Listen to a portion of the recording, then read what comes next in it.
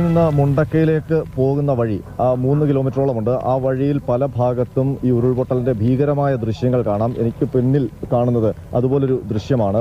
സജിയുടെ camera പോകുന്ന ദൃശ്യങ്ങൾ, വലിയ വലിയ പാറക്കല്ലുകൾ. ആ പാറക്കല്ലുകൾ കാണുമ്പോൾ അറിയാം എന്തുമാത്രം വലിയ ഉരുൾപൊട്ടലാണ് ഈ ഭാഗത്ത് ഉണ്ടായതെന്ന്. അത്രയും വലിയ പാറക്കെട്ടുകളാണ് ആ പുഴ ഒഴുകിയിരുന്ന വഴിയിലൂടെ കടന്നു വന്നിരിക്കുന്നത്. മാത്രമല്ല ഇതൊരു തേയിലത്തോട്ടമാണ്. ആ തേയിലത്തോട്ടത്തിന്റെ ഒരു അരികിലൂടെ മാത്രമാണ് ഈ പുഴ ഒഴുകിയിരുന്നത്. ആ പുഴയ്ക്ക് ഇപ്പോൾ വന്നിരിക്കുന്ന വീതി, അപ്പോൾ അത്രയും മേഖല, അത്രയും കുന്നുകൾ ഇടിച്ചു നിരത്തി, അതായത് ഈ തേയില നിൽക്കുന്ന കുന്നുകൾ ഇടിച്ചു നിരത്തി വലിയ പാറക്കെട്ടുകളാണ്. ഇത്രയും പാറ മുകളിൽ ഉണ്ടായിരുന്നത് നമ്മൾ അത്ഭുതപ്പെട്ടു പോകും. അത്രയും വലിയ പാറകഷ്ണങ്ങളാണ് ഇവിടേക്ക് കുത്തിയൊലിച്ച് വന്നിരിക്കുന്നത്. ഇവിടെ എല്ലാം ചിതറിക്കിടക്കുന്നത് നമുക്ക് ഒന്നും ചെയ്യാൻ പറ്റാത്ത രീതിയിലുള്ള പാറക്കല്ലുകളാണ്. ഇതൊക്കെ ഇനി ഇവിടെ കിടന്നു പോകത്ത് മാത്രമേ ഉള്ളൂ, വേറെ ഒരു മാർഗവുമില്ല ഈ പാറക്കെട്ടുകൾ മാറ്റാൻ. അവിടെ ഇപ്പോൾ JCB കൊണ്ട് പരിശോധന നടക്കുന്നുണ്ട്. NDRFിന്റെ സംഘമുണ്ട്. അവർ JCB ഉപയോഗിച്ച് ഈ മണ്ണും ചെളിയും അടിഞ്ഞിരിക്കുന്ന ഭാഗങ്ങൾ പരതുകയാണ്. അവിടെ മൃതദേഹങ്ങൾ ആ ചെളിയിൽ പൂണ്ട് കിടപ്പുണ്ടോ എന്നാണ് അവർ അന്വേഷിക്കുന്നത്. ഏതായാലും അതിഭീകരമായ ദൃശ്യമാണ്. ഇവിടെ നേരത്തെ ഇന്നലെയൊക്കെ രക്ഷാപ്രവർത്തകർ ഇവിടെ എത്തിയിരുന്നു. പക്ഷേ ഇവിടെ ഒരു പ്രശ്നം, ഈ ചെളിയിലേക്ക് ഇറങ്ങാൻ കഴിയില്ല.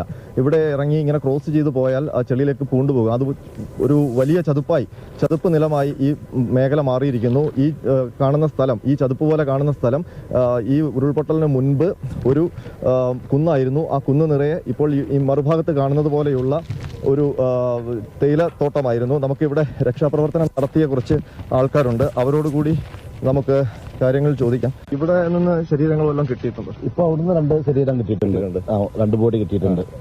ഇപ്പൊ തെരച്ചിൽ നടന്നുകൊണ്ടിരിക്കുന്നുണ്ട്. വലിയ പാറക്കല്ലുകളാണ് അല്ലേ? നമുക്ക് കാണുമ്പോൾ തന്നെ വലിയ അത്ഭുതം. ഇതൊന്നല്ല, അങ്ങോട്ട് കുറച്ച് അങ്ങോട്ട് ലാസ്റ്റ് അങ്ങോട്ട് പോയേക്കാണ്. ഇതിനെ വലിയ വലിയ പാറക്കല്ലുകളാണ്. ഇതൊന്നും ഒന്നല്ല, അവിടുന്ന് ഇങ്ങോട്ട് അടിച്ചിങ്ങോട്ട് പോന്നതാണ് മൊത്തത്തില്. അങ്ങോട്ടാണ്ട് ഇറങ്ങാണ് മൊത്തം ചളിയാണ്. നമ്മൾ ഇറങ്ങാത്തത് നമ്മള് മുട്ടിന് മേലെ താഴ്ന്നു പോകും. ഈ പാറക്കല്ല് ഇതൊക്കെ ഇപ്പൊ JCB ഇതാക്കുന്നുണ്ട്. ഇവിടേക്ക് നേരത്തെ എന്തുവായിരുന്നു? തേയിലത്തോട്ടമായിരുന്നു അല്ലേ? ഇല്ല, അവിടെ തേയിലത്തോട്ടം. കുറെ അങ്ങോട്ട് പോകണമെങ്കിൽ ഇവിടൊക്കെ വീടുകളാണ്. അതൊക്കെ ഫുള്ള് വീടുകളാണ്. പിന്നെ അങ്ങോട്ട് സ്കൂളാണ്.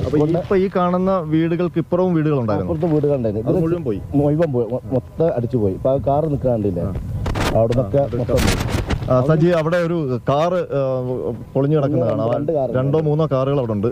മൂസ പറയുന്നത് വെച്ചാണെങ്കിൽ ഇപ്പോൾ ആ കാണുന്ന നിരയിലുള്ള വീടുകൾ അതൊക്കെ പൊളിഞ്ഞു നിൽക്കുന്ന വീടുകളാണ്. അതിന് മുൻപിലോട്ട് ഒട്ടധികം വീടുകൾ ഉണ്ടായിരുന്നു. ആ വീടുകൾക്ക് മേലെയാണ് ഈ കൂറ്റൻ പാറക്കല്ലുകൾ വീണ് ഈ സ്ഥലമെല്ലാം ഒരു നിരപ്പായി മാറിയിരിക്കുന്നത്. അപ്പോൾ ഇത്രയും പാറക്കല്ലുകൾ മുകളിൽ നിന്ന് ഒലിച്ചു വരണമെങ്കിൽ എന്തുമാത്രം ഫോഴ്സിലാണ് ആ വെള്ളവും ചെളിയും ഒക്കെ ഒഴുകി വന്നിരുന്നത് എന്ന് ആലോചിച്ച് നോക്കണം. ഏതായാലും അതിഭീകരമായ, കേരളം കണ്ടിട്ടുള്ളതിൽ വെച്ച് ഏറ്റവും വലിയ ഒരു ഉരുൾപൊട്ടൽ. ആ ഉരുൾപൊട്ടലിന്റെ രൂക്ഷത മുഴുവൻ മനസ്സിലാക്കണമെങ്കിൽ ഈ ചൂരൽമല മുണ്ടക്കൈ റോഡിലെ ഈ ഭാഗത്ത് വന്നു നിന്ന് നോക്കിയാൽ മതി. അത്ര ഭീകരമായ ദൃശ്യമാണ് ഇവിടെ നിന്ന് കാണാൻ കഴിയുന്നത്.